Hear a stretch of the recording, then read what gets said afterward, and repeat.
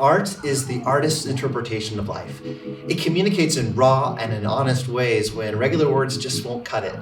And people need our art because it gives voice to their experience.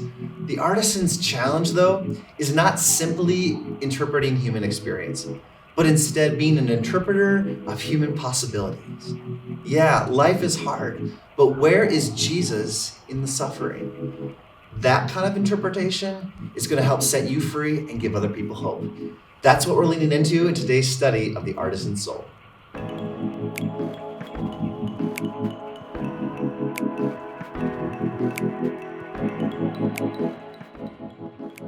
Don't you love how great art can tap emotion and meaning in a way that regular words just can't express? You know, art is part of how God has created human life. On one hand, he's created logic and rational thought to help us order ideas, discuss them, and explain how things work. That's because he's a God of order.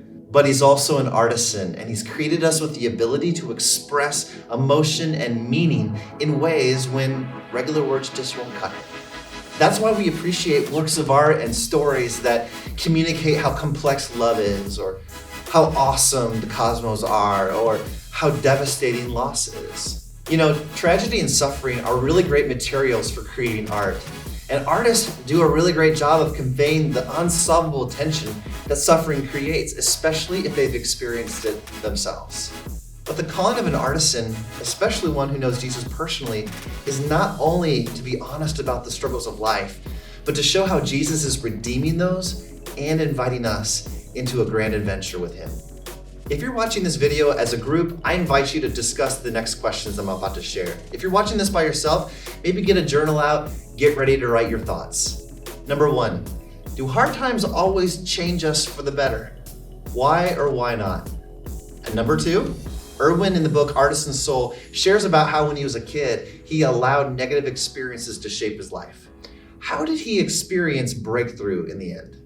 And number 3, who in your life can you inspire by showing what Jesus can do for them? Go ahead, pause the video, and explore those questions. You know, you have the power to inspire someone when you tell your story and show what Jesus was doing in the midst of the suffering. This past year, my dad passed away. And in the months that led up to his passing, he was resigned to this lazy boy chair. He lived there. He ate there, he slept there.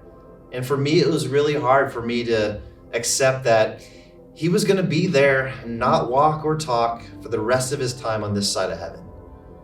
Now that alone was enough to make art, the loneliness of a chair, a father dying. But God was inviting me to see beyond the man in the chair.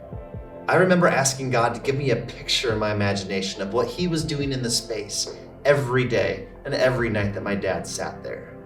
And in my imagination, he gave me a picture of angels surrounding my dad, his very liaisons that were helping him move into eternity when he would be with Jesus face to face. Psalm 91 says, "For he will command his angels concerning you to guard you in all your ways." And that's what God was doing for my dad. I can't change the event of my dad's passing, but I can change how I understand it by inviting God to show me where Jesus was in it all. And so I want to close with a challenge for you today. It's going to require a little bit of your imagination. Pick an event in your life that was challenging or difficult and spend some time in it with Jesus. Maybe you want to close your eyes to help you visualize it a little bit better. What do you see in your imagination? What do you hear? What does it feel like? Is the environment warm or cool? Then, once you got a good sense of the moment, pray this. God, would you use my imagination right now? Show me where you are in this moment. Where is Jesus in the picture? Do you see him? What is he doing? Whatever event in life you chose to think about, I know one thing. Jesus was there. He always was. And he's always been working for your good. You have the opportunity to share that interpretation of life and help other people see that they can have hope in Jesus too. Thanks so much for tuning into this video. We'll see you next time for the Artisan Soul.